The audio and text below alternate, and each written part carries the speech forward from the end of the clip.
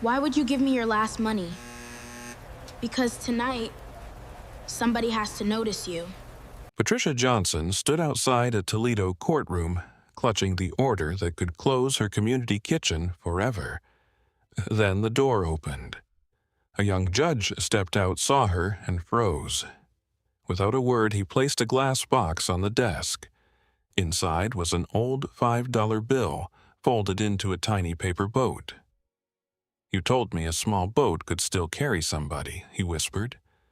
Patricia stopped breathing. 12 years earlier, she'd been a broke waitress with $5 left, and she had given it to a lost boy. Before we return to that rainy night, tell us your country and local time. And if stories like this matter to you, you're welcome to subscribe. 12 years earlier, at exactly 10:38 on a cold Tuesday night in November, rain rattled against the windows of Bell Street Diner like handfuls of dry rice thrown against glass. Patricia Johnson had been on her feet since 3 that afternoon. Her black waitress shoes pinched at both heels. The sole of the left one had separated twice that year, and Patricia had repaired it with hardware store glue because a new pair cost $43 she did not have. Every few hours she slipped into the employee restroom, pressed 2 fingers against the loose edge, and checked whether it was holding. So far it was. That was how Patricia measured good days then, by what had not fallen apart yet. Bell Street Diner sat 3 blocks from Toledo's bus station, squeezed between a pawn shop and a building whose upstairs windows had been boarded since spring.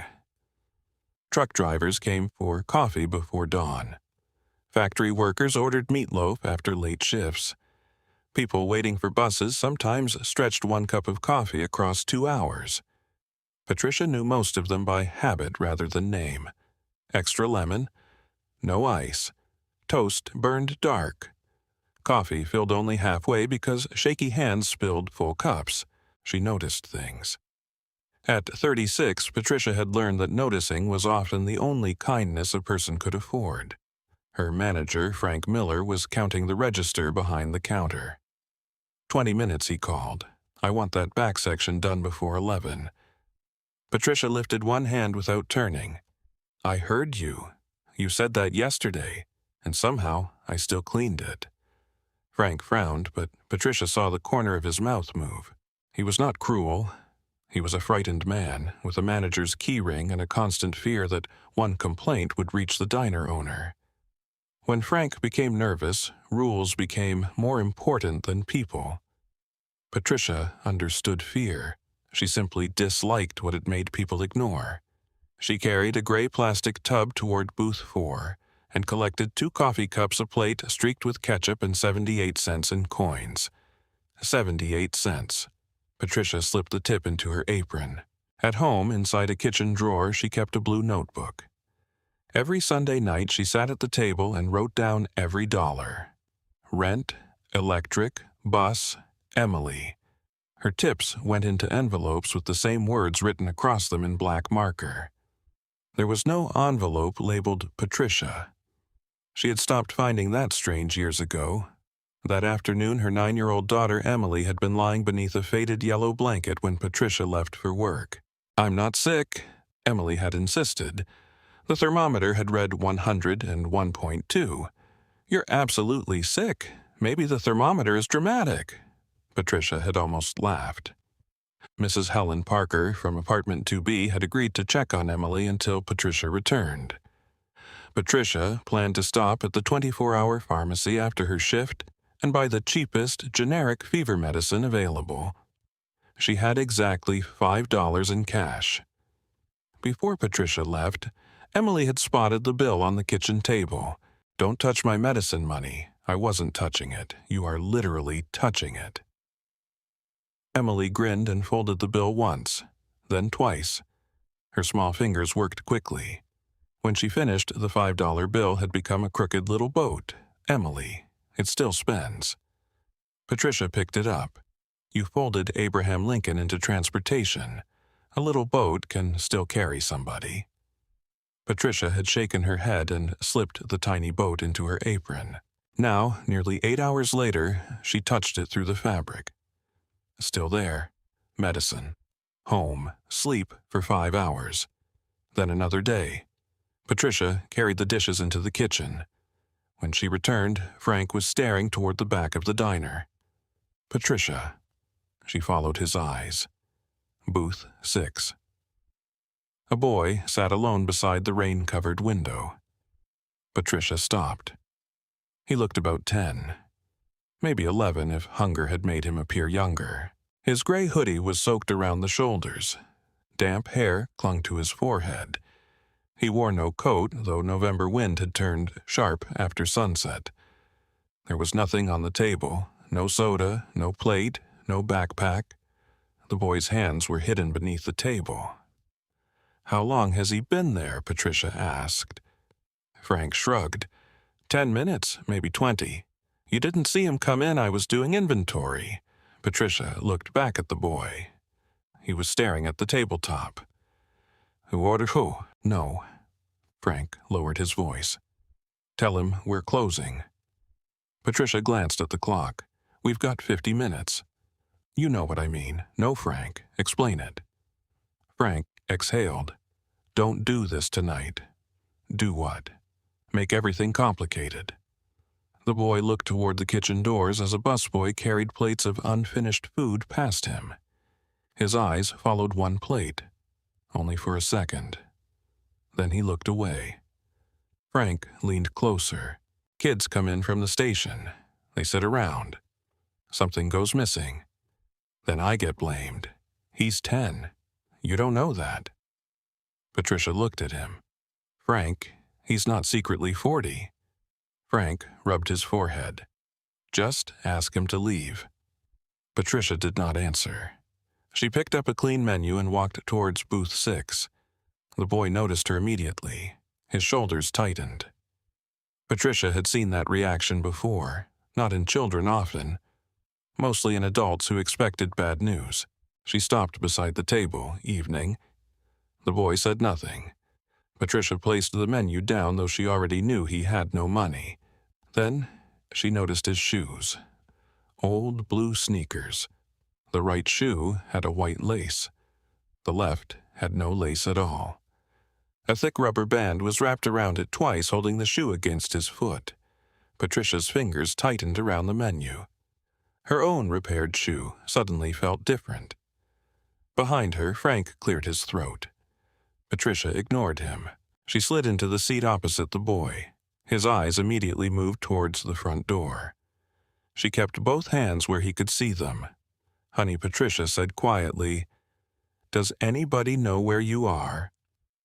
For the first time, the boy looked directly at her, and Patricia saw fear arrive before the lie did. The boy held Patricia's gaze for 3 seconds. Then he looked toward the rain-covered window. "My dad knows." Patricia did not move. "He coming to get you?" "Yeah. What time?" The boy shrugged. "Soon."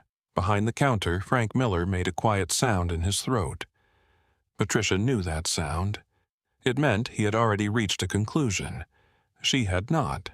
"What's your name?" she asked. "Daniel." "Daniel, what?" The boy hesitated. "Carter." "All right." "Daniel Carter, I'm Patricia." "I know." Patricia raised an eyebrow. Daniel pointed at the small plastic name tag pinned above her apron pocket. "Patricia." "Good," she said. "Means you can read. We've established something." Daniel almost smiled. "Almost."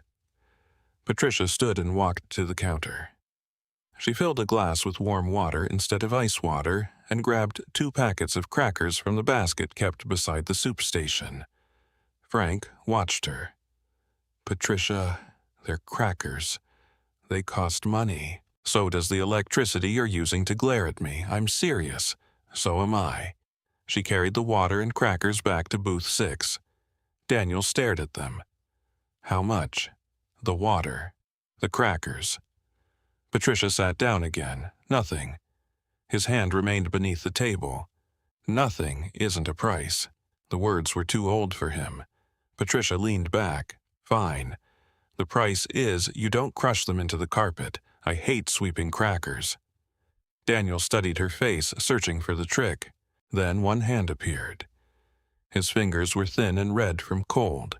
He opened the first packet carefully, not like a hungry child, like someone trying not to look hungry. Daniel broke the first cracker in half and ate one piece. He folded the empty corner of the wrapper beneath itself. Patricia watched him glance toward the kitchen again. A busboy passed, carrying a plate with half a hamburger and several untouched fries. Daniel's eyes followed it. He looked away before anyone could notice. Patricia noticed. "You hungry, nunno, Daniel?" I said no. Patricia nodded. "All right." That answer seemed to surprise him. Most adults, Daniel had learned to ask questions only when they had already chosen the answer they wanted. Patricia stood. She began wiping the table beside him. For nearly a minute, neither spoke. Then Daniel quietly said, "I'm used to it." Patricia stopped wiping, used to what Daniel's face hardened. Nothing. But Patricia had heard enough. She placed the rag down. "You said your father's coming." "He is." "Does he have a phone?" Daniel looked toward the door. "Probably. We can call him. He's driving. We can leave a message. He doesn't like messages." Patricia pulled out her order pad. "What's his number?" Daniel stood so quickly his knee struck the underside of the table. The water shook. "I gotta go." Frank looked up. Patricia did not touch Daniel. She simply stepped away from the aisle. The boy seemed confused. "You're not stopping me. Would you stay if I grabbed you?" "No, then grabbing you would be stupid." Daniel stared at her. Rain streamed down the glass behind him. "You can leave," Patricia said. "But before you do, I want you to look outside." He didn't, Daniel. Slowly he turned. The street beyond Bell Street Diner was nearly empty. Wind pushed rain beneath the yellow streetlights. "It's 38 degrees, Patricia said. "Your hoodie is wet. You don't have a coat. And unless your father is invisible, he's not outside." Daniel's jaw tightened. "My dad's coming." Patricia's voice remained soft. "Okay, he is." "Okay, stop saying that. Then tell me what you'd rather I say." Daniel's face changed. For a moment, he looked 10 again. "I don't know." Patricia sat back down. After several seconds, Daniel did too. Frank came near the booth. "Patricia, I need you. In a minute, now." She followed him toward the counter. Frank lowered his voice. "You cannot turn this into a social services office. He's a child. He could have run away." "Exactly. You don't know what he did." Patricia looked back at Daniel. "No," she said, "I don't." Frank crossed his arms. "And you were late twice this month." "The bus was late. The owner doesn't care why." Patricia understood the warning. Lose this job and the rent envelope stopped filling. So did electric. So did Emily. She touched the $5 boat through her apron. Medicine. Daniel was watching her. Patricia returned to booth 6. "I can call the after-hours child services number." Daniel's chair scraped violently against the floor. "No, Daniel. No," his breathing changed, fast, shallow. "They'll take me back." Back where he shook his head, South Avenue. Daniel froze. Patricia had guessed from the direction of the station. His silence confirmed enough. "What happened there?" "Nothing. Did somebody hurt you?" "No. Did somebody threaten you?"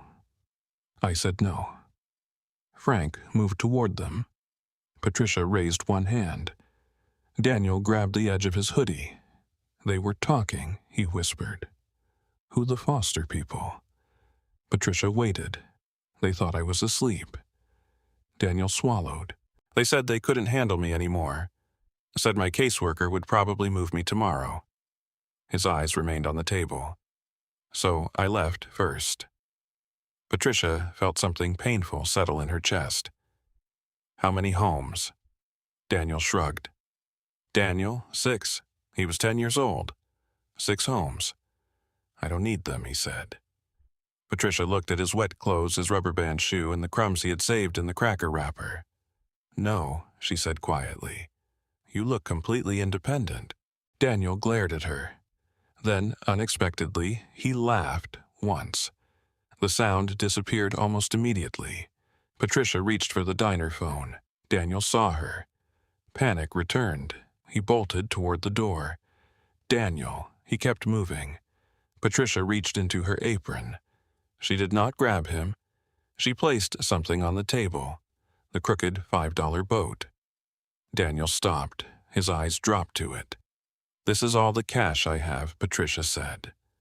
Behind her, Frank went silent. Daniel turned slowly. "You can use it for food. You can use it to call somebody safe. But I need you to make me one promise. What don't disappear into that rain tonight." Daniel stared at the folded bill, then at Patricia. Why would you give me your last money? Patricia thought of Emily beneath the yellow blanket, the thermometer, the pharmacy, the medicine she still had to buy. She could have told Daniel everything.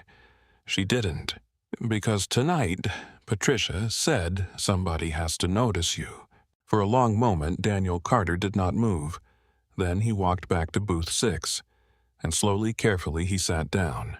Daniel stared at the $5 boat as if it might open its paper mouth and tell him what Patricia wanted in return.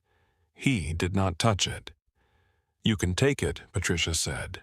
"No. You were about to walk into 38-degree rain." I said no. Patricia pulled the sugar container closer and began arranging the packets by color. Daniel frowned. "What are you doing, waiting?" "For what?" "For you to stop arguing with $5. His eyes narrowed. "You want something." Patricia looked up. "Excuse me, people don't give stuff for nothing." The certainty in his voice made her chest ache more than tears would have. Patricia leaned back. "My daughter folded that." Daniel glanced at the boat. "She made it. She believes paper has too much free time." Daniel almost smiled again.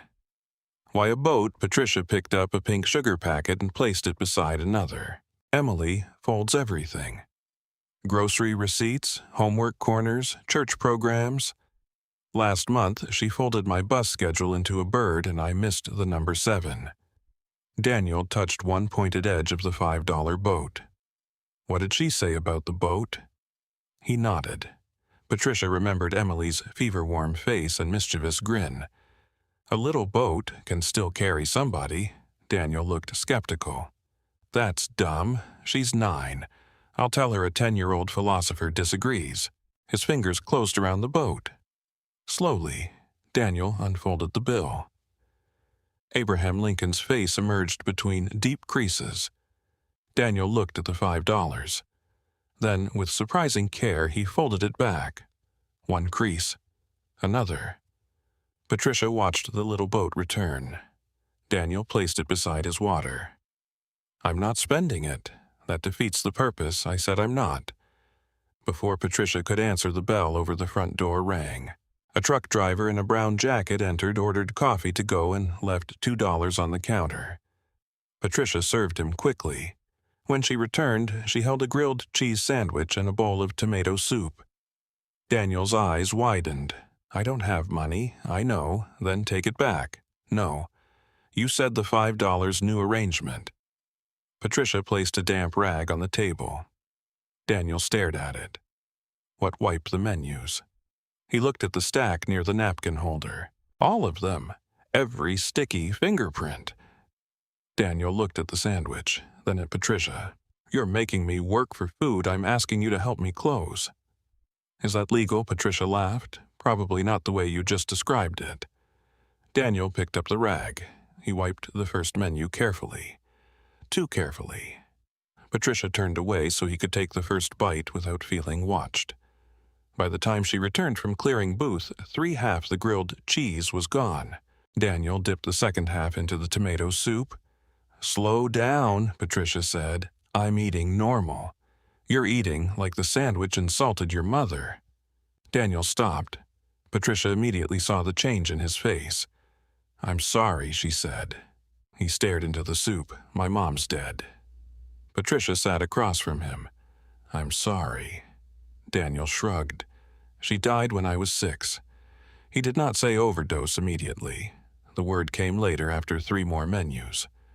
Overdose, he muttered. Patricia did not ask what drug. Children should not have to provide autopsy reports to earn compassion. Daniel told her pieces, not a complete story, a foster home with 2 large dogs. Another where the foster father locked the pantry after 8.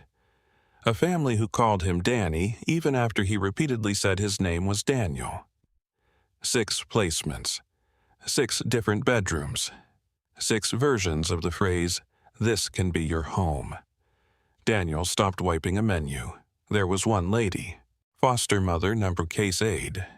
He reached into the pocket of his hoodie and removed a wrinkled piece of paper. The paper had been folded so many times that the edges looked soft. A phone number was written in blue ink. Margaret Wilson. She remembered my birthday, Daniel said. Patricia looked at him. That matters. Daniel shrugged. Nobody who had been remembered would have asked that question. Can I call her? Daniel hesitated. What if she doesn't remember me now? Then we'll know. What if she does? Patricia pushed the diner phone toward him. Then we'll know that too. Daniel did not pick it up. Patricia dialed. The phone rang 4 times. A tired woman's voice answered. Hello, is this Margaret Wilson? Yes. My name is Patricia Johnson. I'm a waitress at Bell Street Diner. Daniel watched Patricia's face. I have a boy here named Daniel Carter. Silence. Then Margaret's voice changed. Daniel. He looked down. Yes, ma'am, Patricia said. Is he safe? He's inside. He's eaten.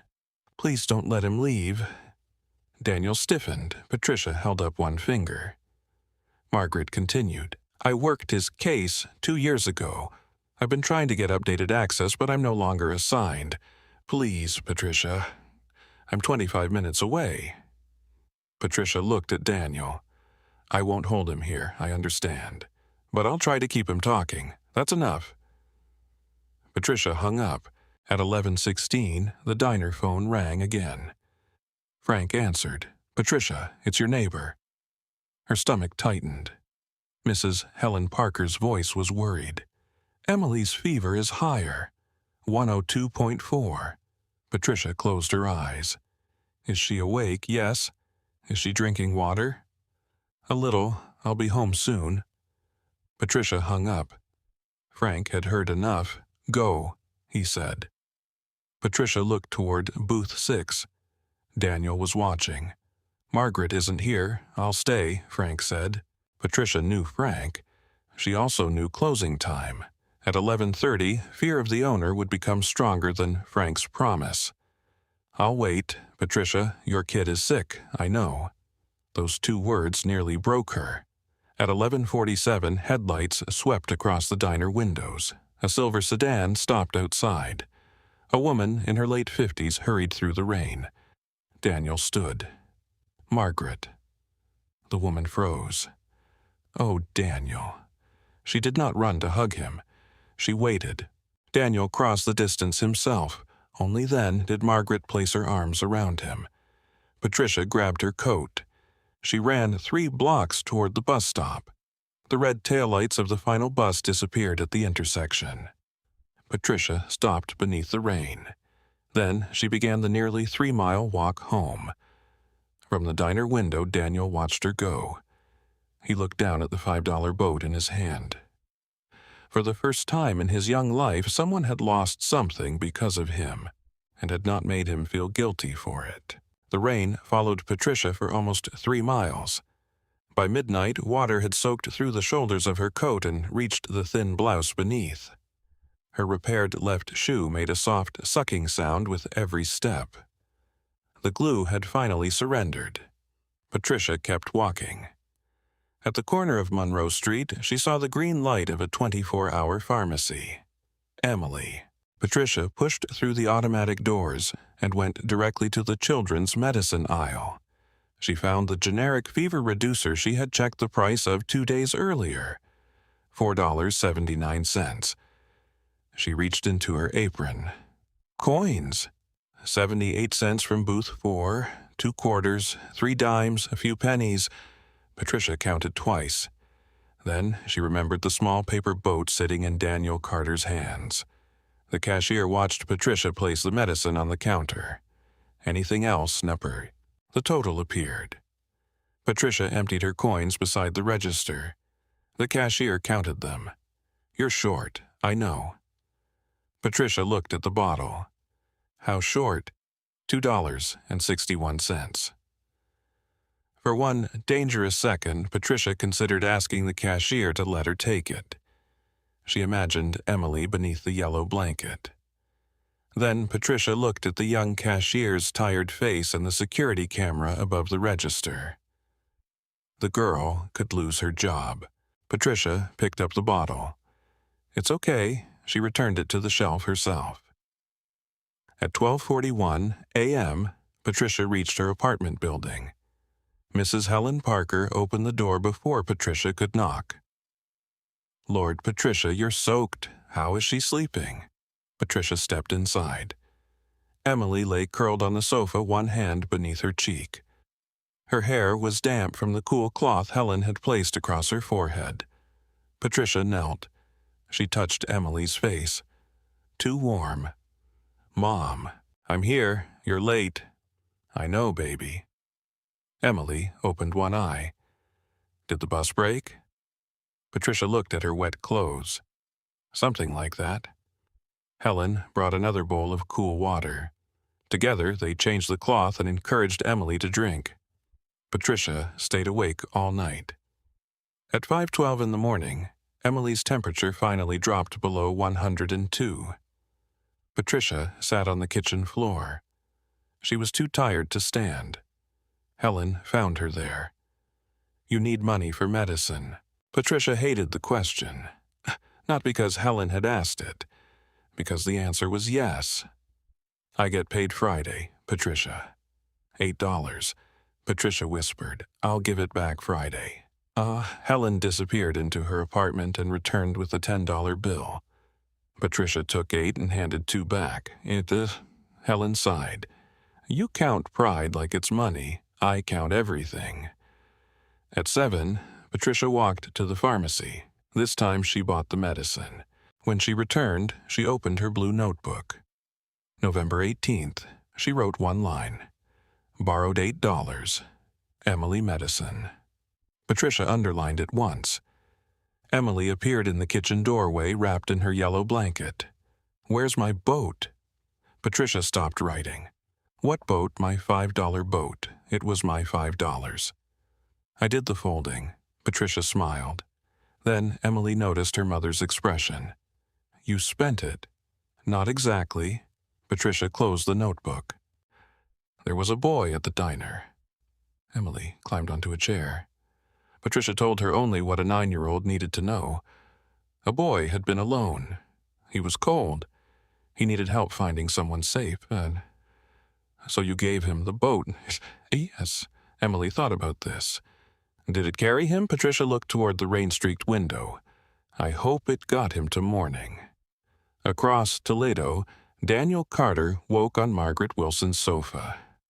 The $5 boat was beneath his pillow. Margaret had spent most of the night making phone calls. By noon, she had learned that Daniel's foster placement had received 3 previous complaints. None had resulted in immediate removal. Margaret refused to send him back without review. She called supervisors, then supervisors of supervisors. She documented every conversation. Daniel watched from the kitchen table. You're gonna get in trouble, he said. Probably, then stop. Margaret looked at him. No. Daniel did not know what to do with adults who accepted consequences voluntarily. Within 3 days, Daniel was moved to another placement. It was not perfect, but the pantry was not locked. No one threatened to send him away during arguments. Margaret visited every week. Daniel placed the $5 boat inside a small tin box that had once held peppermint candies. He never saw Patricia again. Not because he forgot her. Life simply moved. 2 years later, Bell Street Diner closed. Patricia arrived for her afternoon shift and found a typed notice taped to the glass. Permanently closed. Frank stood in the parking lot holding his manager's keys. "He didn't even call," he said. Patricia looked at the envelopes in her mind. Rent, electric, Emily. The next morning she applied for 6 jobs. She became a laundry attendant during the day and prepared vegetables in a cafeteria 4 evenings a week. Emily grew taller. The yellow blanket disappeared into a closet. Patricia's blue notebook filled with new debts and crossed-out debts. On Sundays, Patricia cooked. It began with Mrs. Helen Parker. Helen's arthritis worsened, so Patricia carried upstairs a bowl of chicken soup. The next Sunday, she made extra. A neighbor who had lost his warehouse job received a bowl. Then a mother in apartment 3C whose electricity had been disconnected. Patricia. "I can't pay you," the woman said. Patricia placed the container in her hands. "There's enough in the pot." The following Sunday, someone donated potatoes. Another person brought onions. Helen sat at Patricia's table peeling carrots with painful fingers. Emily labeled containers. 1 pot became 2, 2 became 4. Years passed. People moved away. New people arrived. But on Sundays, the smell of soup continued drifting through Patricia's apartment building. And somewhere across Toledo, inside a peppermint tin, a $5 paper boat waited quietly. Neither Patricia nor Daniel understood it yet. But one small act had already begun carrying more than one person. Daniel Carter did not become a judge because one waitress gave him $5. Life was never that simple. At 13, Daniel punched a boy in the school cafeteria after the boy called him charity inventory. The other boy needed 3 stitches. Daniel received a 10-day suspension. At 14, he stole a pair of headphones from a convenience store. Margaret Wilson found them beneath his mattress. She placed the headphones on the kitchen table. "Put your shoes on." Daniel stared at her. "Why, we're going back." "No." Margaret picked up her car keys. "You can walk into that store beside me or 10 steps behind me. Those are your choices." Daniel hated her that afternoon. He returned the headphones. He apologized without looking at the cashier. Margaret did not congratulate him afterward. She bought him a hamburger and asked whether he had math homework. That was Margaret's way. She refused to turn Daniel's mistakes into his identity. By 16, Daniel had been living with Margaret for nearly 4 years. She had become his legal guardian after months of paperwork, home inspections, and arguments with people who believed a woman approaching 60 should not take responsibility for a troubled teenager. Daniel still expected permanence to disappear. He kept a packed backpack beneath his bed. Margaret knew. She never mentioned it. One February morning, Daniel was suspended again after another fight. This time, the principal told him one more serious incident could prevent him from graduating on schedule. Daniel came home, dropped his backpack beside the couch, and said, "I'm done." Margaret looked up from a stack of utility bills. "With what school?" "No." Daniel laughed bitterly. "You don't get to decide. Unfortunately for you, I filled out 47 pages to become your guardian. I intend to enjoy the authority. What's a diploma going to do?" Margaret became quiet. Daniel paced across the kitchen. "People see my file before they see me. Foster kid, behavioral issues. 6 placements. That's what I am." Margaret did not answer immediately. Daniel hated silence when he was angry.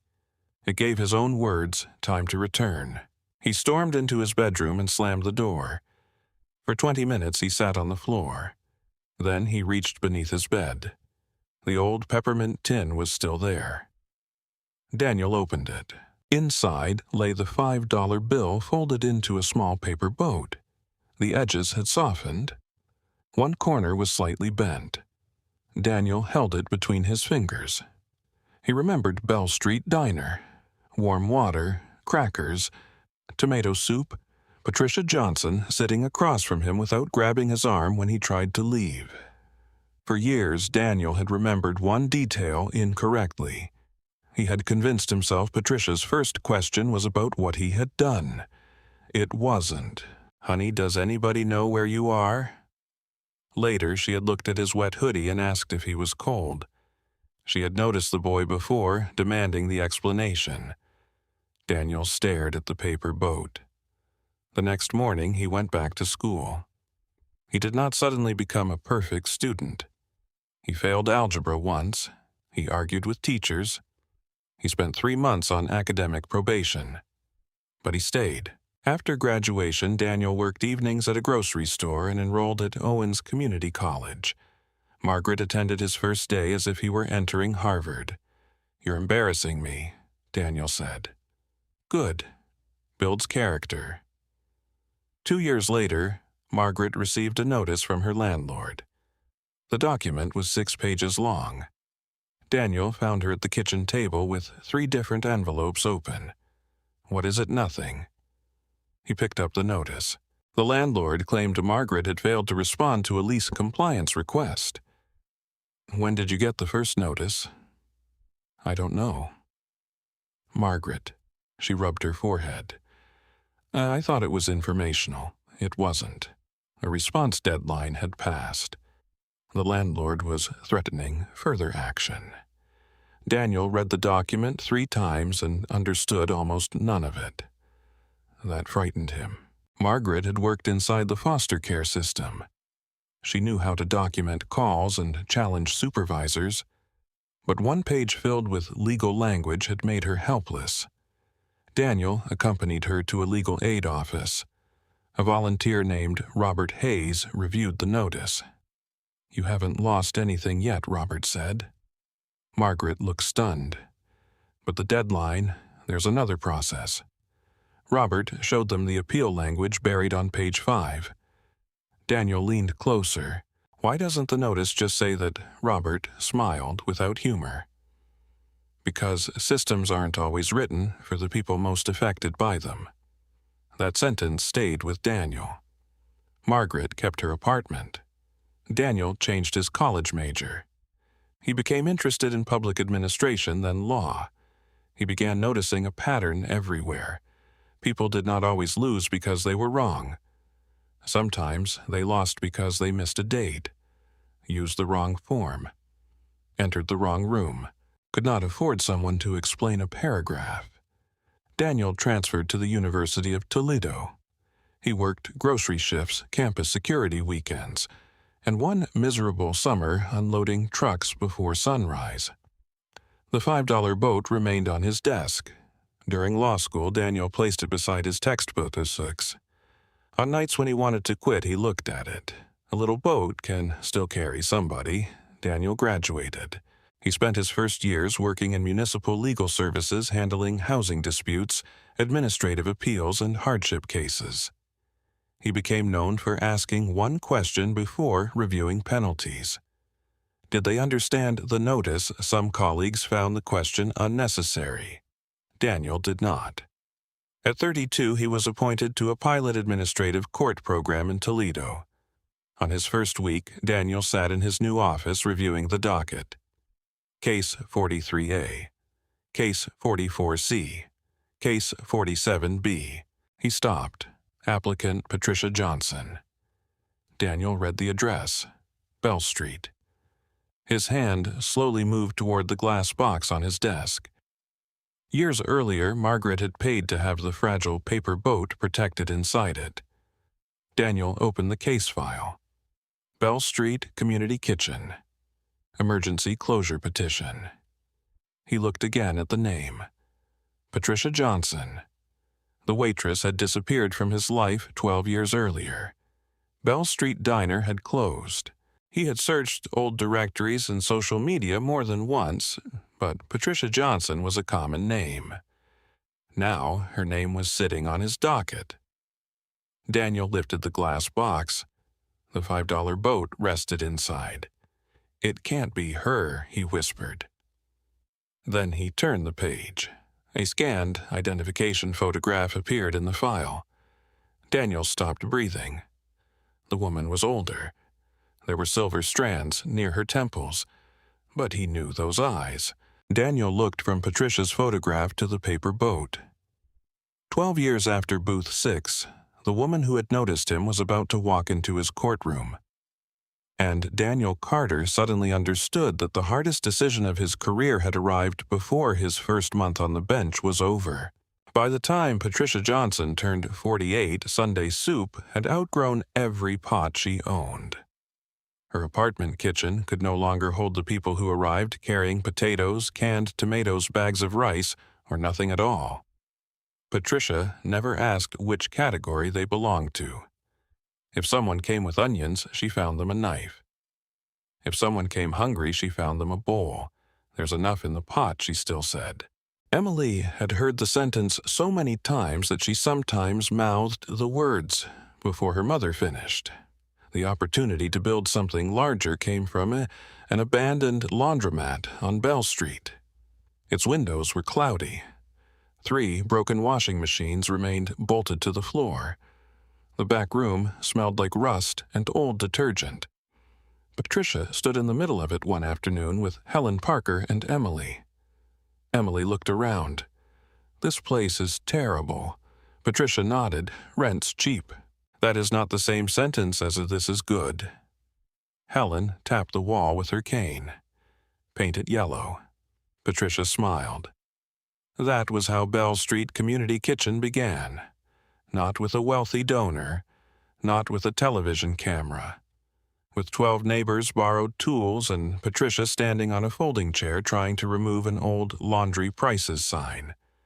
George Bennett, a retired mechanic, repaired a sink. Rachel Moore painted walls while her 2 children did homework in the corner. Kevin Harris, a delivery driver, found a restaurant replacing its metal prep tables and convinced the owner to donate too. Emily created spreadsheets.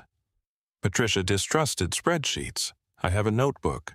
"Mom, your notebook has soup on page 17. That means page 17 has experience." Still, Patricia studied. She learned Ohio food safety requirements. She completed certification courses after work. She memorized storage temperatures and cleaning procedures. The first time she passed a formal inspection, Patricia bought herself a coffee that cost $3.40. She wrote the amount in her blue notebook. Then she circled it, a celebration. Above the kitchen counter, Emily painted 6 words. Pay what you can. Work if you can. People who could pay did. People who could not were never placed in a separate line. If someone wanted to contribute, Patricia found work. Fold napkins, stack cans, wipe tables, deliver soup to Helen and other elderly residents. "You don't have to explain your life to eat dinner," Patricia told every volunteer. "And nobody here earns humiliation." Within 4 years, Bell Street Community Kitchen was serving more than 60 families each week. Emily, now 21 and studying nursing, managed volunteer schedules between classes and part-time shifts. Patricia still cooked, still counted every dollar, still wore practical black shoes. Then Westbridge Development Group bought the block. The announcement arrived in a glossy envelope. Revitalizing Bell Street for Toledo's future. Patricia read it twice. "What does revitalizing mean?" George asked. Emily looked through the window at 3 black SUVs parked across the street. Usually, somebody thinks we're in the way. The first notice arrived 11 days later. Ventilation violation. Patricia did not argue. She called Thomas Reed, the municipal inspector listed on the form. What exactly needs fixing? Oh, Thomas sounded surprised. Most people start by yelling. I can yell after I understand the problem. Thomas visited the next morning. He was a thin man in his 50s who carried a clipboard like it was part of his skeleton. He pointed to the exhaust system. "This section isn't moving enough air. Dangerous not immediately, but it's below requirement." Patricia wrote everything down. 3 weeks later, George repaired part of the system. Then came a signage violation. Then a storage notice. Then questions about occupancy. Some problems were real. Patricia corrected them. She moved canned goods 6 inches higher, replaced a damaged shelf, changed a sign, but other notices confused her. One letter claimed she had failed to request re-inspection by October 14th. Patricia opened her notebook. I called October 10th. Thomas checked his tablet. System says the request came in October 17th. I wrote down the confirmation number. She showed him. Thomas frowned. That is our confirmation format. So why does your system say the 17th? I don't know.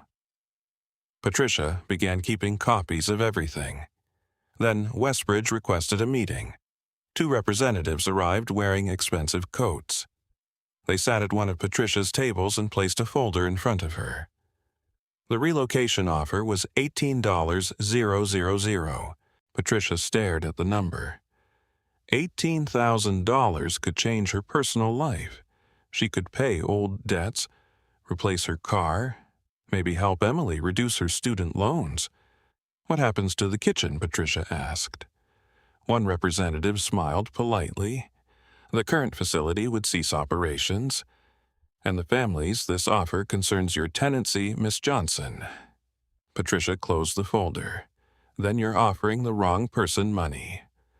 The representative's smile disappeared. We encourage you to consider the risk of ongoing compliance costs. Patricia pushed the folder back. No. A week later, an emergency closure petition was filed. Patricia found the notice taped to the kitchen door at 6:14 Monday morning. She read every line, accumulated violations, public safety concerns, immediate administrative review. Emily arrived 20 minutes later and found her mother standing beside the refrigerator. Patricia taped the notice to its metal door. Mom. Patricia opened her blue notebook. Her hands were shaking. Emily noticed. Patricia did too. For several seconds she stared at the pages where she had once counted bus fare and medicine money. She had learned food regulations, certification requirements, inventory systems, volunteer schedules. Now a new language had arrived.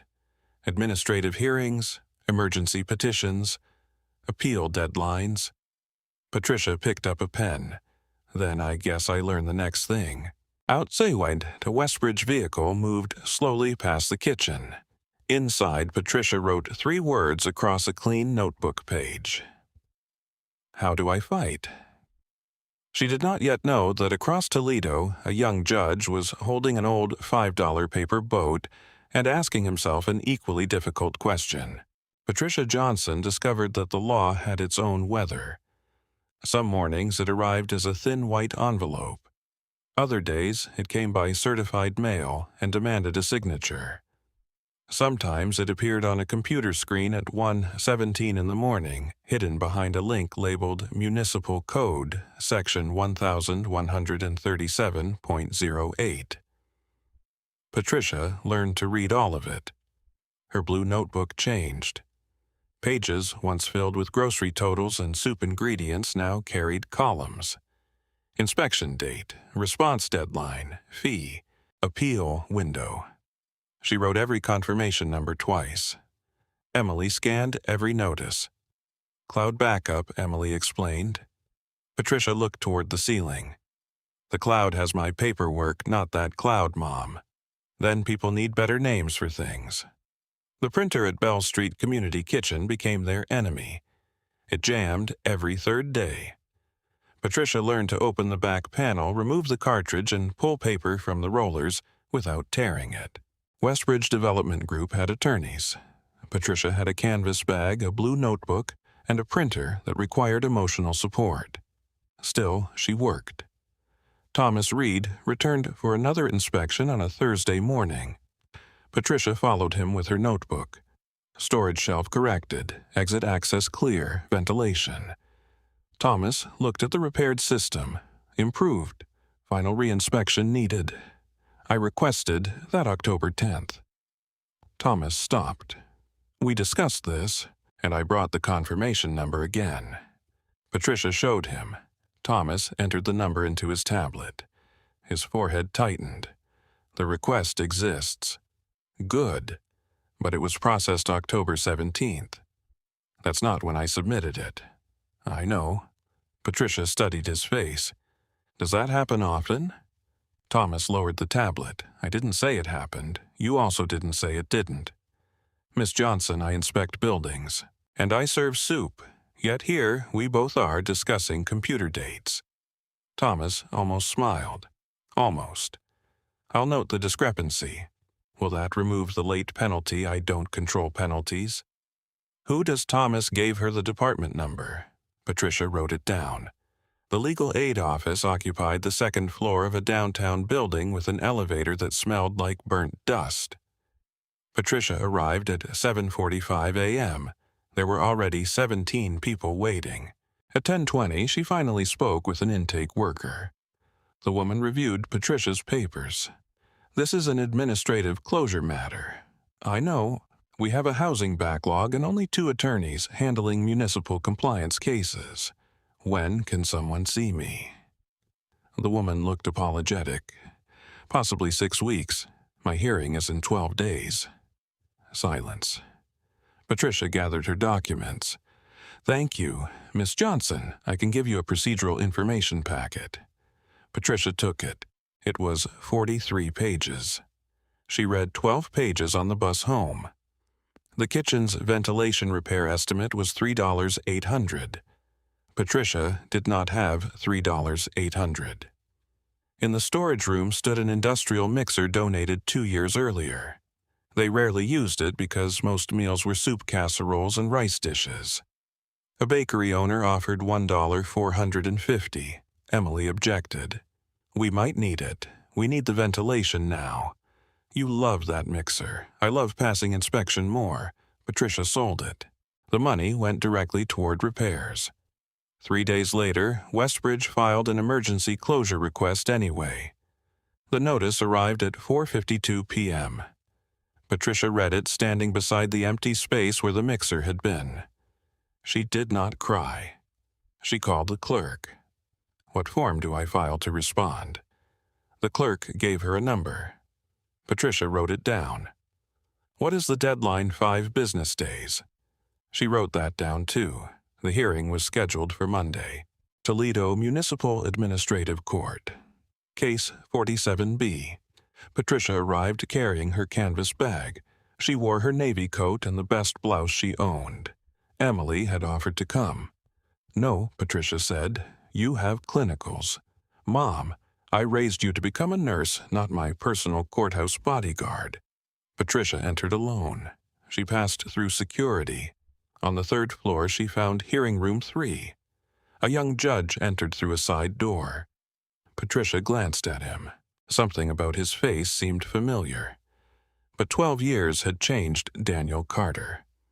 The thin, frightened boy had become a tall man in a dark judicial robe. Daniel recognized Patricia immediately. Her hair contained silver now. There were deeper lines beside her mouth, but the eyes were the same. The woman from booth 6. Daniel sat behind the bench. His hands felt cold. The clerk called the case. Bell Street Community Kitchen Administrative Matter 47B. Patricia stepped forward. Daniel looked at the file, then at her. He had spent the weekend reviewing judicial ethics rules. There was no acceptable alternative. Miss Johnson, Daniel began. Patricia looked up. Daniel's throat tightened. I need to disclose a prior personal connection to the petitioner. The Westbridge attorney immediately raised his head.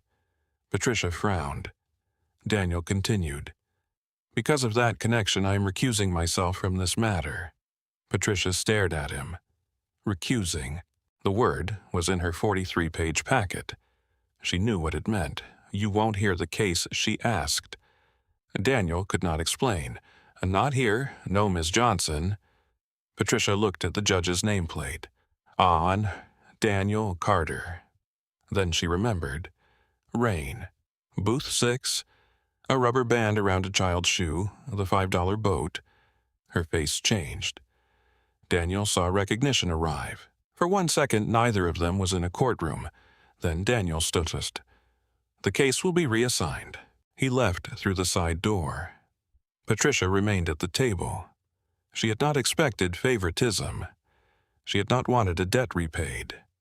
But some small, tired part of her had believed the boy she once noticed might at least listen. Instead, Daniel Carter had looked directly at her and walked away. Patricia did not speak until she reached the courthouse steps. Rain had begun again. Not the hard November rain she remembered from 12 years earlier. This was lighter, almost mist, settling across the stone steps and darkening the shoulders of her navy coat. Emily was waiting beside the curb. "You skipped clinicals. I rearranged clinicals." That's a fancy way of saying skipped. Emily took one look at her mother's face. "What happened?" Patricia tightened her grip on the canvas bag. The judge removed himself. "What? He knew me?" Emily stared. Then understanding struck. Patricia nodded. "The boy from the diner. The boy is a judge now." Emily's mouth opened. For a second, amazement replaced everything else. Then anger arrived, and he walked away. He recused himself. That's the polite legal word for walked away. "Emily, no mom. You gave him your last $5. Patricia stopped. People moved around them, opening umbrellas and hurrying towards parked cars. "Lower your voice. Why?" "Because that $5 does not own him." Emily stared at her mother. Patricia's voice softened. "I didn't buy 12 years of Daniel Carter's life for $5. But he could help. Maybe he can't. He's a judge." "Exactly." Emily pulled out her phone. "What are you doing looking him up?" Patricia took the phone from her hand. "Mom. No reporters, no social media, no story about the poor waitress who helped the lost boy who became a judge. Why not? Because if he wears that robe, let him protect what it means." Emily fell silent. Across the courthouse, Daniel Carter sat alone in his office. The glass box rested on his desk. He had imagined finding Patricia Johnson hundreds of times. In some versions, he thanked her. In others, he handed her the $5, and they laughed. He had never imagined recusing himself from her case while a corporate attorney watched. Daniel opened the ethics manual again. The answer had not changed. A significant prior personal connection could create an appearance of bias. Westbridge's attorneys would discover the connection eventually. If Daniel ruled for Patricia, they could challenge the decision. Patricia might win one hearing and lose everything on appeal. Daniel pressed his fingers against his forehead. He could not advise her. He could not call her. He could not tell her which arguments to make. But before recusing, Daniel had reviewed Case 47B. Something had bothered him. The dates. Patricia's reinspection request showed one submission date and another processing date. Daniel opened the docket system. He searched the surrounding case numbers. 46A. A barber shop on Bell Street. Similar delay. 48C. A small grocery. Another late processing entry. Daniel searched further. 5 businesses, then 9. All located within the Westbridge redevelopment zone. Daniel leaned back. A pattern was not proof, but it was enough for a procedural question. He contacted the administrative court director. "I need to report possible docket irregularities. In your recused case, not one case, a batch." Daniel requested an audit of emergency closure petitions filed within the redevelopment block. He included Case 47B, but he did not highlight Patricia's name. If the system had failed, it needed examination for everyone. 3 days later, Patricia received a reassignment notice. Attention Susan Whitmore. Emily searched the judge's record. She has denied 41% of emergency appeals. Stop researching statistics. She has a reputation for being strict, Good. Emily looked up. Good if I win, nobody can say she felt sorry for me. Bell Street Community Kitchen closed temporarily the following Friday. Patricia arrived before sunrise. She unplugged the refrigerator. George stacked chairs upside down on tables. Rachel removed food from the freezer. Kevin loaded boxes into his delivery van and transported them to a church pantry. Nobody talked much. At 9:22, Patricia locked the front door. The silence inside surprised her. No spoons against bowls. No children arguing over napkins. No Helen Parker telling George he cut carrots too thick. Patricia walked to the counter. She sat down. For 12 years, she had survived by learning the next thing. Bus routes, laundry machines, food certification, inventory. But this felt different. "I know how to feed people," she whispered. Emily stood in the doorway. Patricia had not heard her enter. "I don't know how to fight lawyers." Emily crossed the room. For the first time in years, Patricia looked small to her daughter. Not weak, tired. There was a difference. Emily placed the canvas bag on the table. "Then we learn." Patricia looked at her. Emily opened the bag. Notices spilled across the table, inspection reports, receipts, emails, confirmation pages. Patricia stared at the mess. "What exactly are we learning?" Emily picked up a yellow highlighter. Everything. They worked until midnight. The next morning, Patricia called every volunteer. She did not ask for money. She asked one question. "Did you keep anything, receipts? Photographs, delivery records, calendars, anything with a date?" By Sunday afternoon, people began returning to the closed kitchen. George arrived first carrying a metal toolbox and an old envelope. Rachel came 20 minutes later with her phone. Kevin parked his delivery van outside. One by one, the people Patricia had once noticed began walking through the door. Each carried something small. Patricia stood behind the counter watching documents collect on the table. She did not know whether any single piece could save Bell Street Community Kitchen. Then Emily placed a receipt beside an inspection notice. "Mom, what the dates don't match." Patricia moved closer. Emily pointed again, and for the first time since Daniel Carter walked away from the bench, Patricia felt something other than fear. She felt a question forming. By Monday morning, the tables inside Bell Street Community Kitchen no longer held soup bowls. They held evidence. Patricia stood at the center of the room with her blue notebook open, while Emily arranged documents into separate piles. Yellow tabs marked inspections. Blue tabs marked repairs. Green tabs marked deliveries. Red tabs marked Westbridge notices. Patricia watched her daughter work. "You bought 4 colors of tab 6. How much?" Emily stopped. "Mom, how much?" $7.89. Patricia wrote the amount in her notebook. Emily stared at her. "You're documenting my office supplies. Every dollar has a job. I'm 21, and apparently spending $7.89 on tiny pieces of colored paper." George Bennett laughed from the next table. For a moment, the kitchen sounded normal again. Then Emily placed 2 papers side by side. "Look." One was the receipt from the company that repaired the exhaust fan. The date was October 8th. The second was a municipal notice stating that the ventilation issue remained uncorrected as of October 12th. That's 4 days later, Patricia said. "Keep reading." The notice claimed no repair documentation had been submitted. George opened his old envelope. "I gave Thomas a copy when he came. You're sure I remember because my printer was running out of ink." Half the receipt looked purple. Emily enlarged a photograph on Rachel Moore's phone.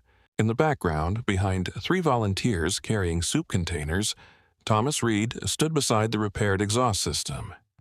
The timestamp read October 11th, said 9:42 a.m. Patricia leaned closer. He saw it. "That's not proof he approved it," Emily said. No. Patricia had learned to stop asking evidence to say more than it actually said, but it proves the system's timeline is incomplete. Kevin Harris arrived after his morning delivery route. He carried a printed report from his company's GPS system. "You said you needed dates." Patricia nodded. Kevin pointed to a line. "October 14th, I delivered canned beans at 8:16. Patricia remembered that morning. Thomas had arrived shortly afterward. The municipal record claimed the inspection occurred at 7:30. "That can't be right," Kevin said. "I was blocking the loading entrance at 8:16. Inspector showed up after me and complained about my van." Emily placed the GPS report beside the inspection record. Another mismatch. The pieces were small, painfully small. No dramatic confession, no secret recording. Just dates, receipts, photographs. A delivery truck's GPS log. Patricia felt discouraged. What if this isn't enough? Emily looked around the room. It doesn't have to be one big thing. What does that mean Emily picked up a receipt? They're little boats. Patricia stared at her. Emily smiled. A little boat can still carry somebody. For 12 years, Patricia had repeated the phrase without thinking about where it began. Now she laughed softly. "All right." She pulled the notebook closer. "Let's build a fleet." For the next 3 nights, Patricia studied municipal code. She read aloud because legal language made more sense when she heard it. Failure to comply within designated remedial period may constitute George looked up from repairing a cabinet hinge. English. I'll tell you when I find some. At 1:13 Tuesday morning, Patricia discovered the difference between a violation date and a processing date. At 2:04, she learned what an administrative record included. At 2:37, Emily took the laptop away. "You have to sleep. I have 14 pages left. You've read the same sentence 4 times. It might improve. It won't." Thomas Reed received a subpoena on Wednesday. He sat in his car outside the municipal office for nearly 20 minutes after reading it. Thomas had worked as an inspector for 19 years. He believed in rules. Rules kept exits clear. Rules prevented grease fires. Rules stopped landlords from hiding mold behind paint. But rules were only useful when records told the truth. Thomas opened his inspection notes. His handwritten log showed he visited Bell Street Community Kitchen at 8:51 a.m. on October 14th. The digital system showed 7:30. He remembered the repaired fan. He remembered Patricia holding the confirmation number.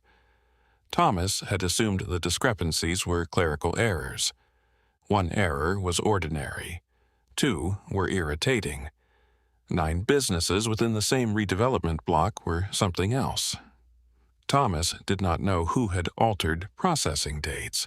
He did know what he had personally seen. When the subpoena asked for his testimony, Thomas checked the box marked available. Across town, Daniel Carter received a preliminary audit summary. He read it twice. 14 emergency or accelerated compliance actions had been filed in the Bell Street redevelopment zone. 11 showed delayed processing duplicate entries or inconsistent timestamps. Most had been initiated within 90 days of Westbridge's redevelopment application. Daniel sat back. It looked wrong. But looking wrong was not enough. The audit could trigger broader review. It could not win Patricia's hearing for her. Daniel closed the report. On his desk, the $5 boat waited inside glass. "You have to carry yourself this time," he whispered. The night before the hearing, Patricia remained alone in the kitchen. Emily had gone home to sleep. The colored folders were packed inside the canvas bag. Patricia opened a storage cabinet looking for extra printer paper. Behind a stack of old menus sat a blue notebook. Not the current one. An older notebook. Patricia wiped dust from the cover. She sat down. The pages carried a different life.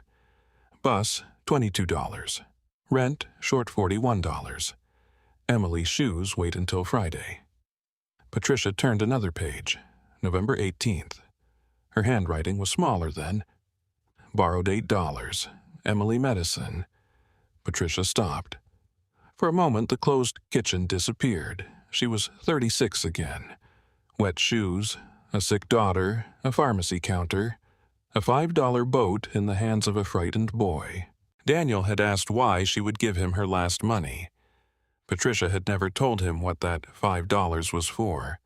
She touched the faded ink. 12 years later, Daniel Carter had become a judge. He had remembered the boat, but he did not know its price. Patricia closed the notebook and placed it inside her canvas bag. Not as evidence. The $8 had nothing to do with Westbridge. It would not prove a violation. It would not change Judge Susan Whitmore's ruling.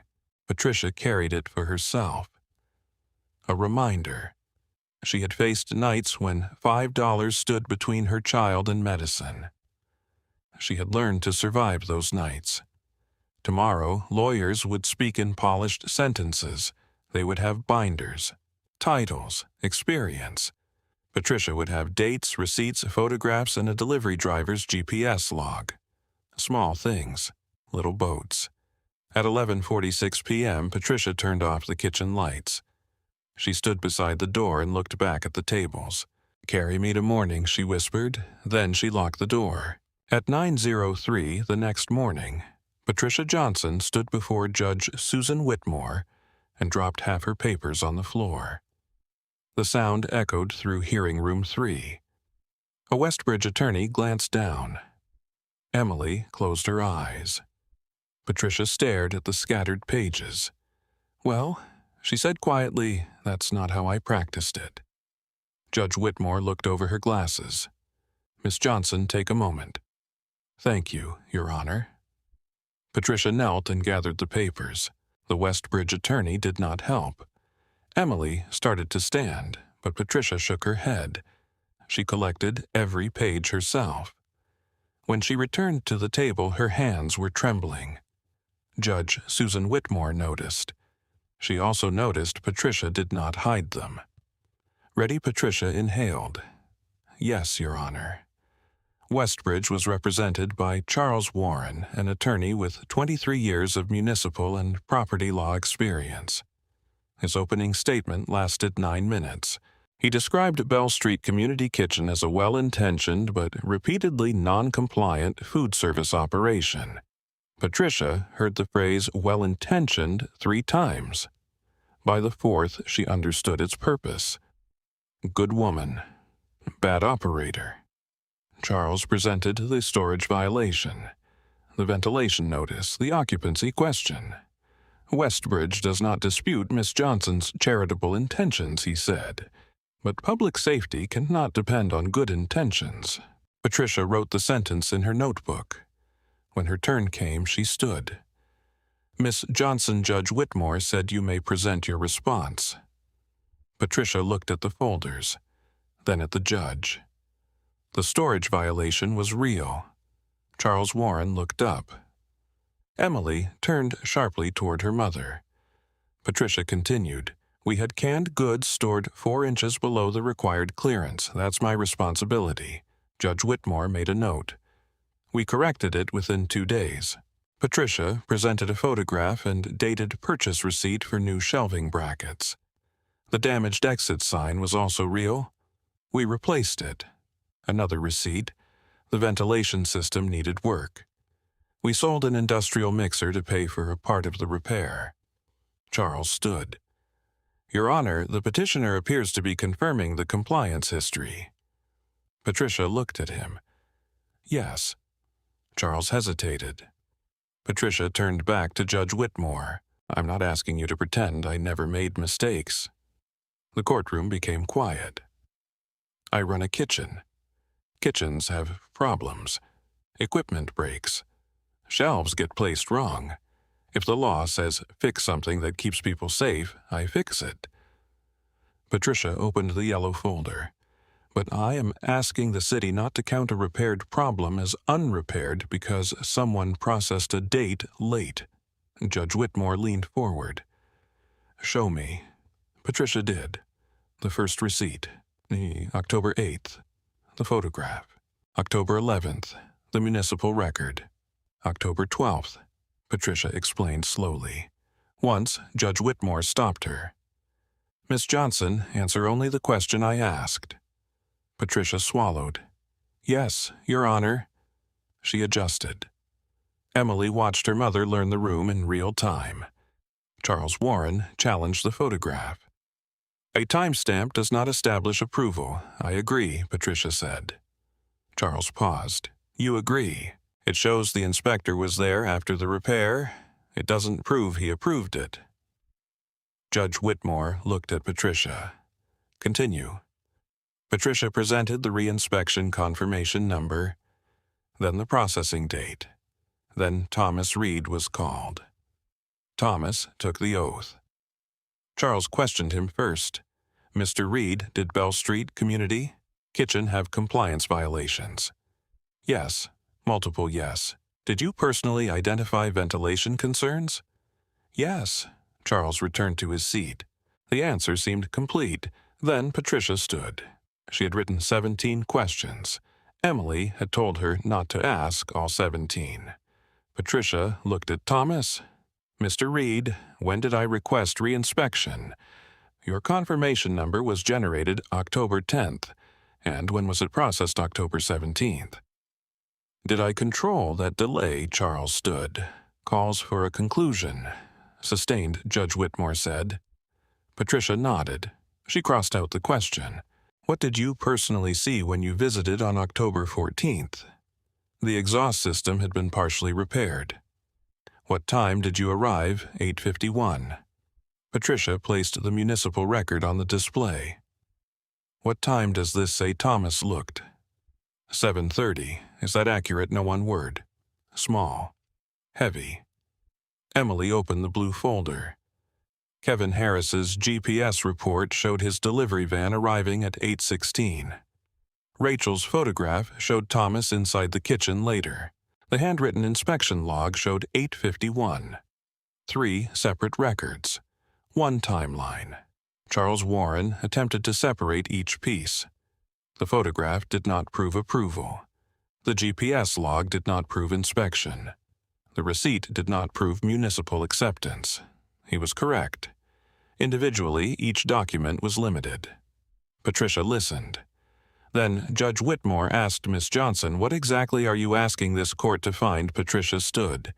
She looked at her notes, then closed the notebook. That the record isn't reliable enough to close us today. Charles shifted. Patricia continued. I'm not asking you to forgive my real violations. Fine me if the law says fine me. Inspect us again. Make me fix what needs fixing. Her voice steadied.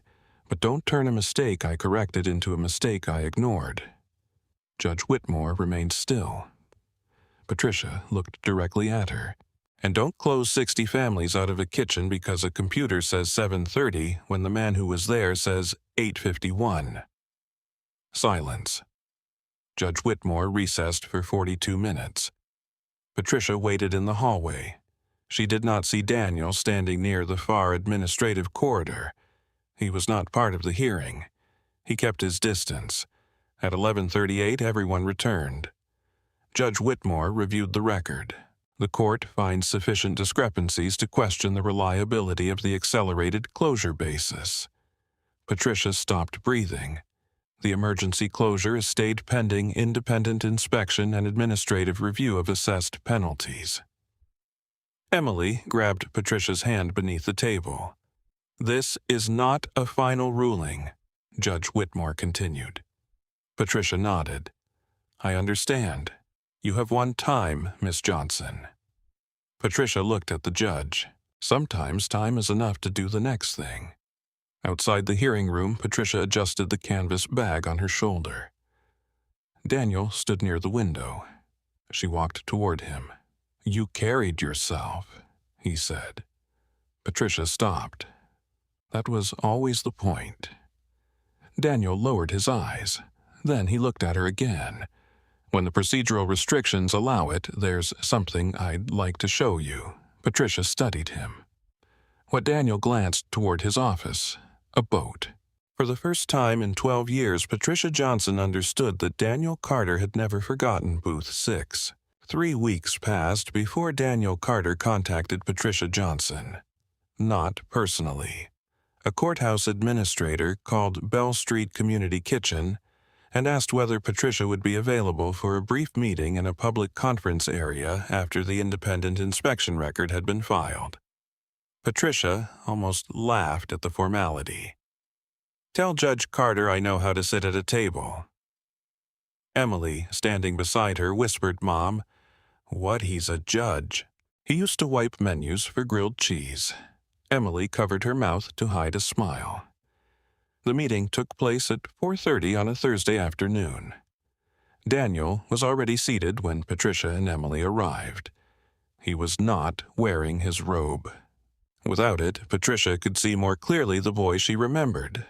Not in his height, not in the shape of his face, in the way his right thumb rubbed the side of his index finger when he was nervous. Daniel had done the same thing at booth 6. A small glass box rested on the table. Patricia stopped. Emily whispered, "Is that it?"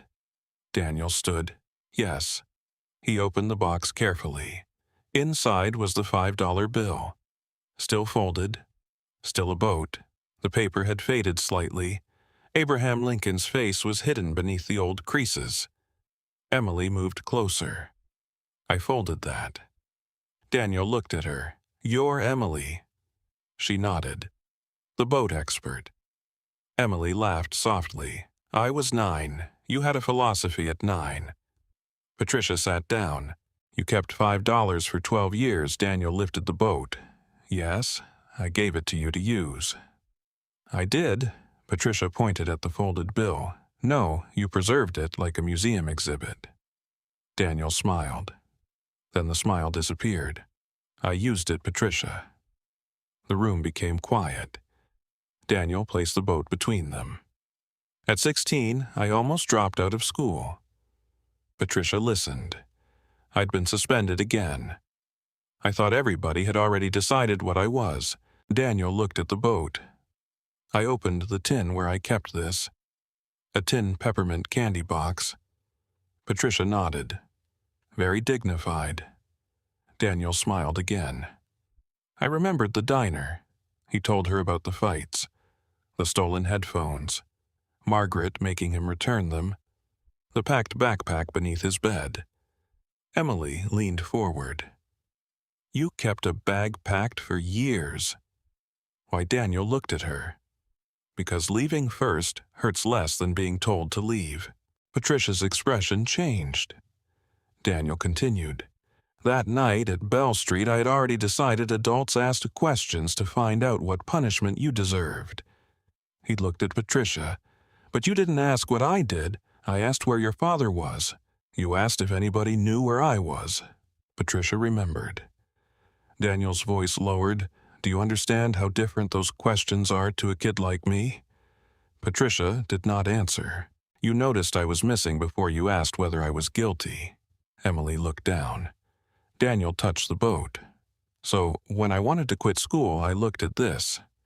He told them about community college, Margaret's landlord notice, the legal aid volunteer, law school, municipal legal services. Every time I thought systems were too big, I remembered a waitress with $5. Patricia shook her head. "Daniel, don't make me into something I'm not. I'm not. You are." Patricia leaned closer. "I was tired, broke. My shoe was falling apart. I remember the shoe." "You remember my shoe." It squeaked. Emily laughed. Patricia looked offended. It was raining. It squeaked before the rain. "Traitor." For a moment, all three laughed. Then Daniel became quiet. There's something I never told you." Patricia waited. "The diner wasn't where I was going." "Where were you going? The freight yard?" Patricia's smile disappeared. Daniel stared at the table. "I'd heard older kids talk about freight trains." I thought I could get on one. You were 10. I know, you could have been killed. I know. Daniel's voice was calm now, too calm. If Frank had made me leave, I was going there. Patricia looked at the boat. The room seemed colder. Daniel continued. When you asked me not to disappear into the rain, I thought you were being dramatic. Patricia closed her eyes briefly. I wasn't dramatic enough. No. Daniel looked at her. You got me to mourning. The words struck Patricia harder than she expected. Emily reached for her mother's hand. Patricia remained silent. Then she opened her canvas bag. The old blue notebook was inside. She had carried it since the hearing. Patricia opened to November 18th. She turned the notebook toward Daniel. Borrowed $8. Emily medicine. Daniel read the line. What is this? Patricia looked at Emily. You had a fever. Emily nodded. Daniel looked back at Patricia. The $5. I was going to buy medicine. Daniel's face emptied. You gave me your daughter's medicine money. I gave you $5. Patricia, you needed help. So did Emily. She had me. Daniel stood and walked toward the window. For 12 years he had believed he understood the boat. He had been wrong. I thought you gave me what you could spare. Patricia shook her head. Kindness isn't always spare change. Daniel turned. I owe you. No, yes, you don't. My entire life, stop. Patricia's voice filled the small room. Daniel fell silent. If you owe me, then I failed. He stared at her. I didn't give you $5 so you'd spend 12 years building a debt. Then what am I supposed to do with this? Daniel pointed at the boat. Patricia looked at it. She remembered Emily's fever, Helen's $8, Sunday soup, 60 families. Then Patricia smiled. Pass it on. Daniel looked down at the $5 boat. For 12 years he had protected it behind tin and glass. For the first time he wondered whether keeping it had never been the final purpose. Maybe boats were not made to stay on shelves. Maybe they were supposed to carry someone and then return for the next person. The independent inspector arrived at Bell Street Community Kitchen on a Monday morning carrying a flashlight, a tablet, and no interest in Patricia Johnson's story. Patricia liked him immediately. His name was Harold Green. He did not ask about Daniel Carter. He did not ask how many families ate at the kitchen. He did not admire the painted walls or the handwritten thank you cards near the refrigerator. He checked the ventilation system, measured shelf clearance, tested the rear exit, examined electrical outlets. At 10:42, Harold stood beneath the emergency light and pointed upward. That sign needs replacing. Patricia wrote it down. How long do I have? We're not discussing deadlines yet. I'm discussing deadlines. Harold looked at her. Then he smiled slightly. Write down 30 days. Patricia did. The inspection lasted 3 hours and 17 minutes. The final report was not perfect. The ventilation system required an upgrade. 2 storage racks needed repositioning. The rear exit sign had to be replaced.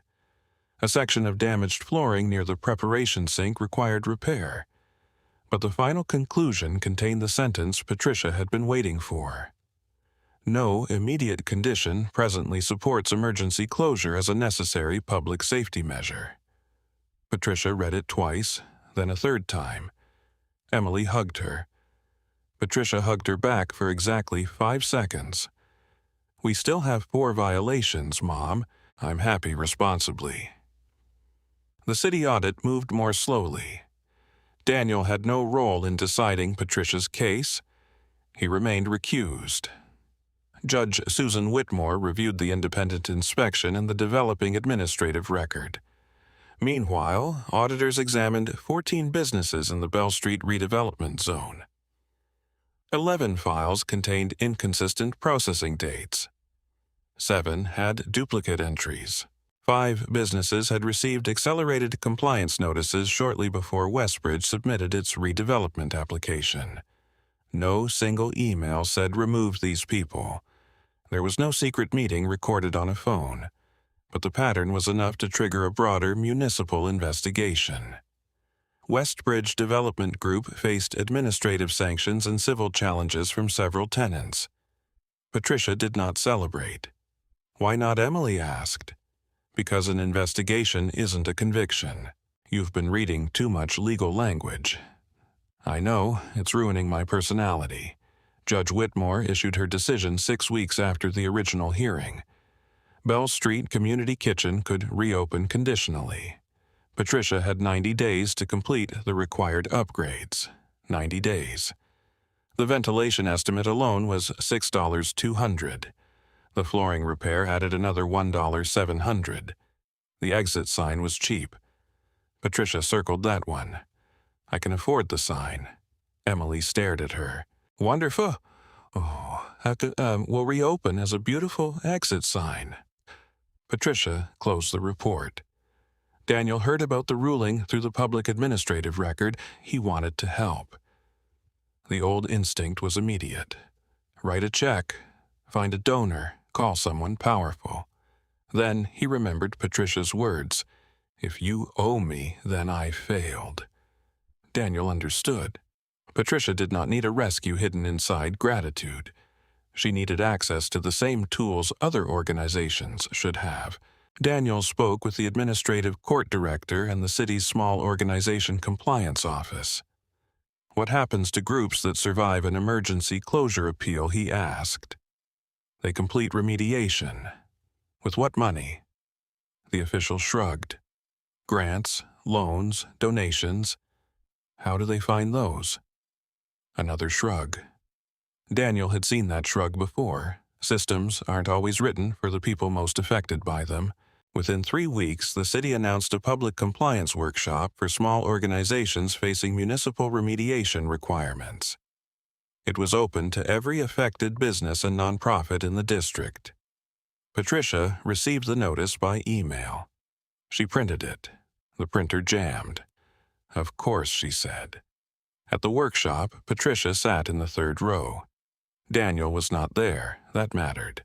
Nobody could say the program existed to hand Patricia a private favor. A grant specialist explained matching funds.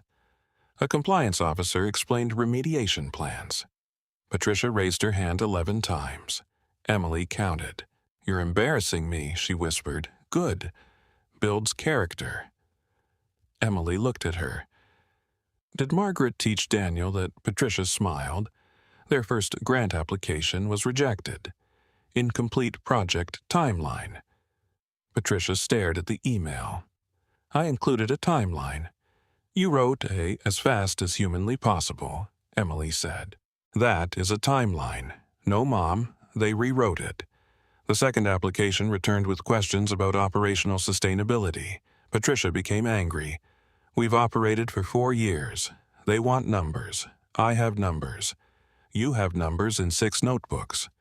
Experience numbers. Emily created spreadsheets. Patricia complained. Then she spent 4 nights entering records. Meals served. Volunteer hours. Ingredient costs. Donations. Payments. For the first time, Patricia saw Bell Street Community Kitchen as data. 63 families served in 1 week. 14 elderly residents receiving deliveries.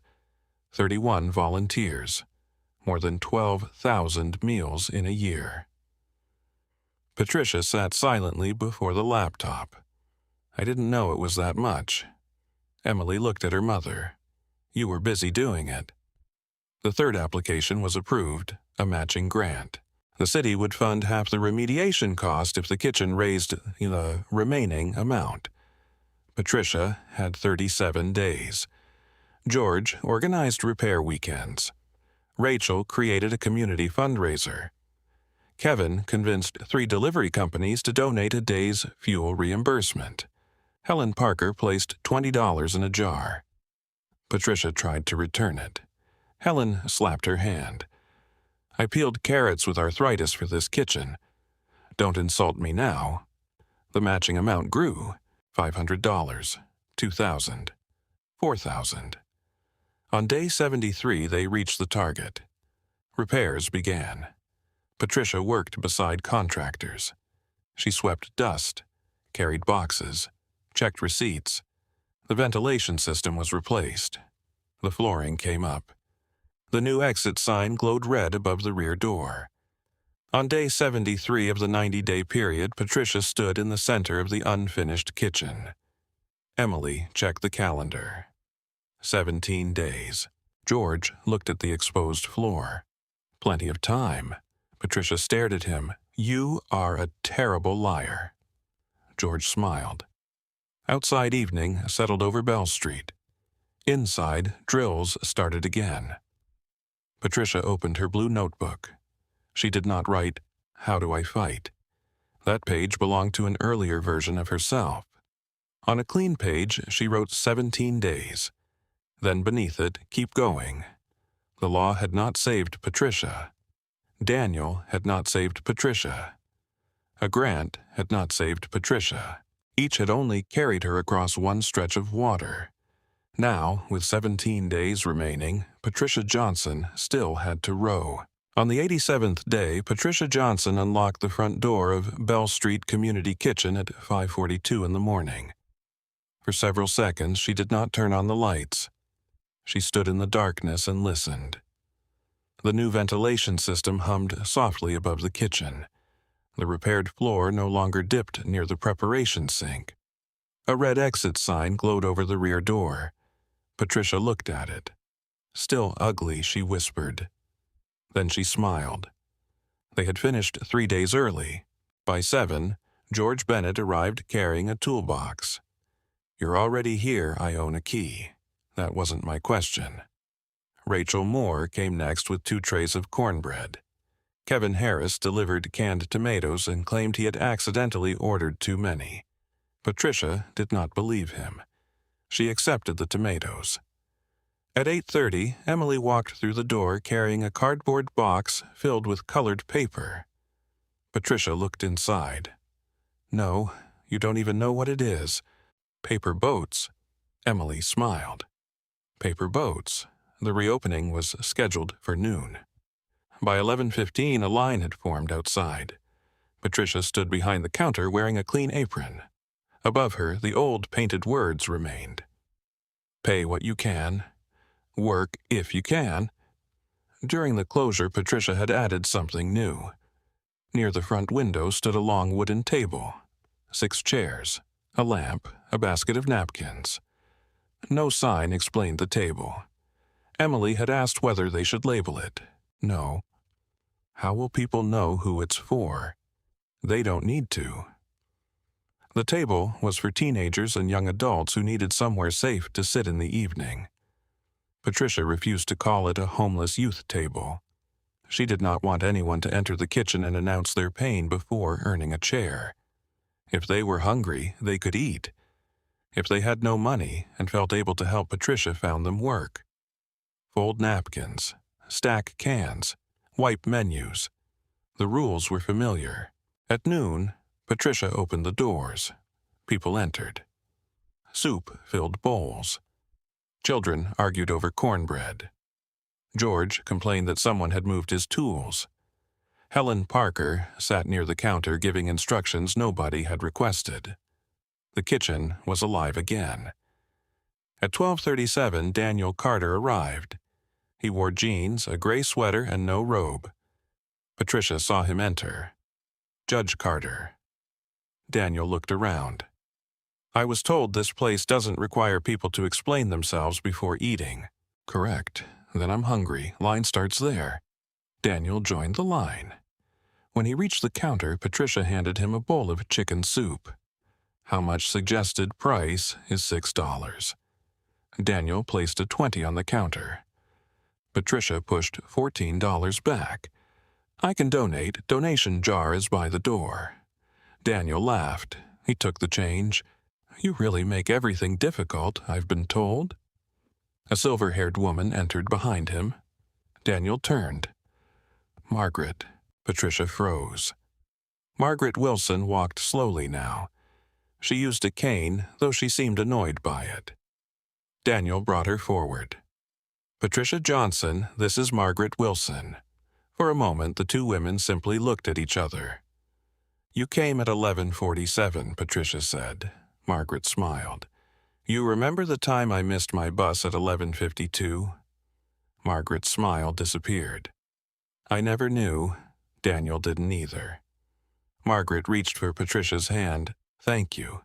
Patricia shook her head. You stayed. You stayed with him. I gave him one night. Margaret looked toward Daniel.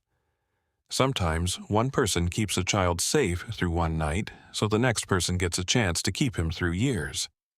Daniel lowered his eyes. Patricia squeezed Margaret's hand. Neither woman said anything else. They did not need to. At the children's table, Emily opened her box. Who wants to learn how to fold a boat? 6 hands rose. Within 20 minutes, paper boats covered the table. Crooked boats. Tiny boats. One boat that looked more like a damaged hat. Patricia laughed. Then she noticed the boy near the door. He had entered alone. 15, maybe 16. Black hoodie, wet shoulders. He sat at the new evening table even though it was barely afternoon. No food, no drink. His eyes moved repeatedly toward the window. Patricia stopped. Something old moved inside her. She looked down. The boy's right shoe was tied. The left lace had snapped near the middle and been knotted together. Patricia heard Bell Street Diner again. Rain against glass. Frank counting the register.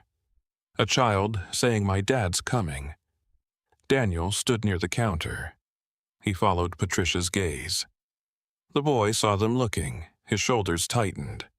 Patricia immediately turned away. She picked up a clean napkin, then another. She walked toward the long wooden table. The boy watched her approach. Patricia did not stand over him. She pulled out the chair opposite his and sat. Hi. The boy said nothing. I'm Patricia. His eyes flicked toward her apron. I know, Patricia smiled. Means you can read. We've established something. Across the room, Daniel stopped breathing. The boy looked toward the door. Patricia kept both hands on the table. You hungry? No. She nodded. All right. The boy seemed surprised. Patricia began folding the napkin. Not well. Emily had always been better at boats. After several seconds, the boy spoke. My name's Marcus. Marcus. What? He hesitated. Hill. All right, Marcus Hill. Patricia looked at his wet hoodie, then at his hands. She remembered a 10-year-old boy who had believed every question was an accusation. So Patricia did not ask what Marcus had done. She did not ask why he was alone. She did not ask whether he had caused trouble. She asked the question Daniel Carter had carried for 12 years. Are you cold? At the counter, Daniel closed his eyes. The circle had found its beginning again. Marcus Hill looked at Patricia Johnson as if the question had been asked in the wrong language. Am I what cold? His eyes moved toward the window. No. Patricia nodded. All right. She continued folding the napkin. It was becoming a terrible boat. Marcus watched her fingers. You're doing that wrong. Patricia looked offended. I run this building. That doesn't make you good at paper. Across the room, Emily laughed. Patricia pointed at her daughter. Apparently, disrespect is free here. Marcus smiled before he could stop himself. Patricia placed the crooked napkin boat between them. You hungry? No, his stomach answered. Marcus looked down. Patricia did not smile. Good, she said, because I need someone to stack cans. Marcus frowned. What storage room? 3 shelves, tomato cans on the left, beans on the right. You want me to work, I want my cans stacked. For food, if you need food. Marcus looked toward the counter. Daniel stood beside Margaret, watching without appearing to watch. Marcus lowered his voice. I don't have money. Patricia leaned closer. Then, it's fortunate the cans don't charge. 10 minutes later, Marcus was in the storage room. He stacked every can with the labels facing forward. Daniel noticed, so did Patricia. When Marcus finished, Patricia placed chicken soup and cornbread in front of him. He ate slowly at first, then faster. Slow down, Patricia said. I'm eating normal. Daniel looked at Patricia. Patricia looked at Daniel. Neither spoke. Some sentences did not need 12 years to travel across a room. After the second bowl, Marcus stopped pretending. My aunt kicked me out. Patricia sat opposite him. When yesterday. Where did you sleep? Marcus stared at the soup. Bus station. Emily stopped folding paper. Patricia's voice remained calm. Does anybody know where you are? Marcus looked up. Daniel turned away for a moment. The question still had power. My school thinks I'm sick. Parents. My mom's in Arizona. I don't know where my dad is. Your Aunt Marcus laughed bitterly. She said, don't come back. Patricia did not promise him a bedroom.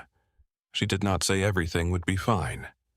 Promises made too quickly could become another kind of cruelty. Instead, Patricia reached for the kitchen phone. There is a youth crisis team I trust. Marcus stood. No. Patricia put the phone down.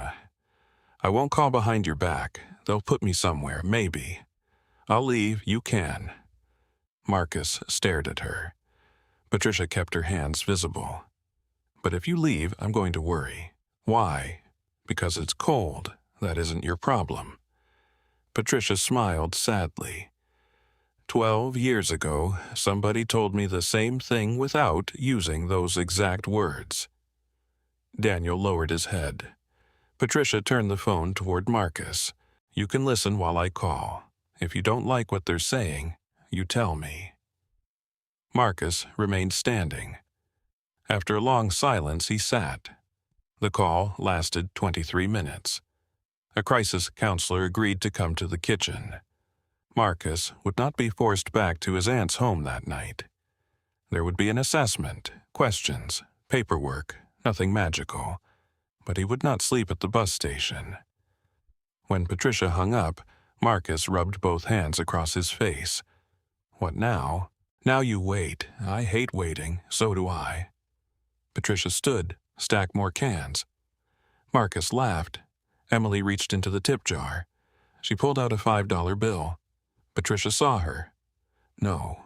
Emily paused. What not the tip jar? Patricia reached into her own wallet.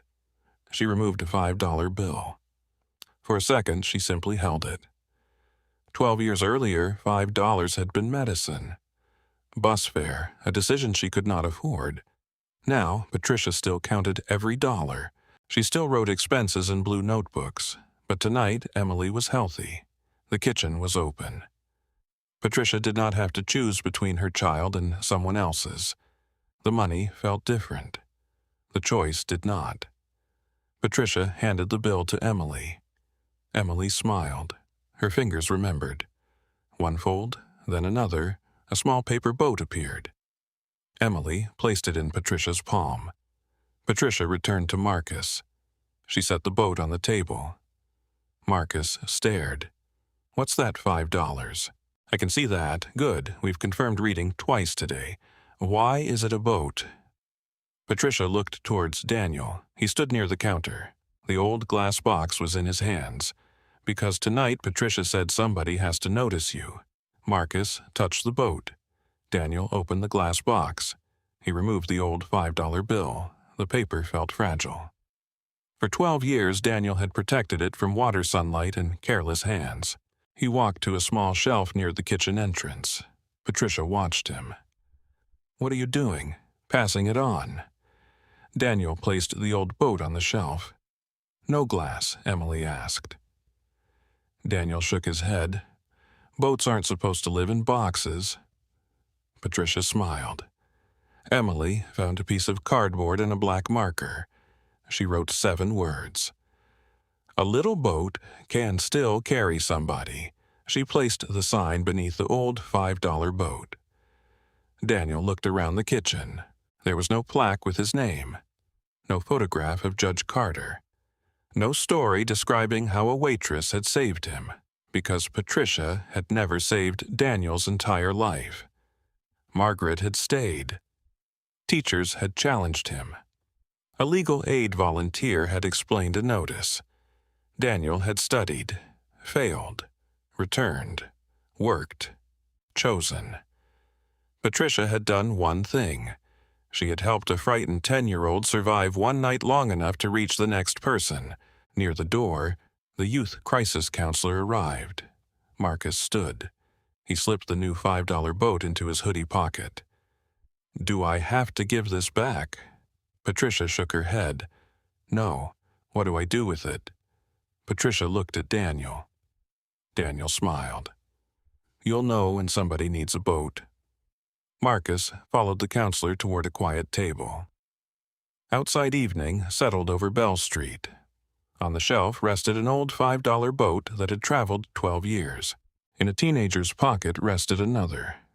One journey had ended. Another had just begun. Sometimes kindness does not change a life in one dramatic moment. It does not erase poverty, repair a broken system, or guarantee that tomorrow will be easy. Sometimes kindness simply helps a person reach morning. Patricia's $5 did not make Daniel a judge. Daniel still had to return to school, face his anger work, exhausting jobs, study law, and choose again and again not to become the person others expected him to be. But on one cold night, Patricia gave him something more important than money. She gave him evidence that he was worth noticing. And years later, Daniel understood that gratitude was not permission to bend justice for the woman who once helped him. The highest way he could honor Patricia was to protect a process fair enough for her to stand on her own evidence, speak in her own voice, and carry herself. Maybe someone once gave you a small kindness you never forgot. A meal, a ride, a phone call. $5 when $5 meant everything. If so, tell us about it in the comments. Your story may remind someone that small acts are never always small.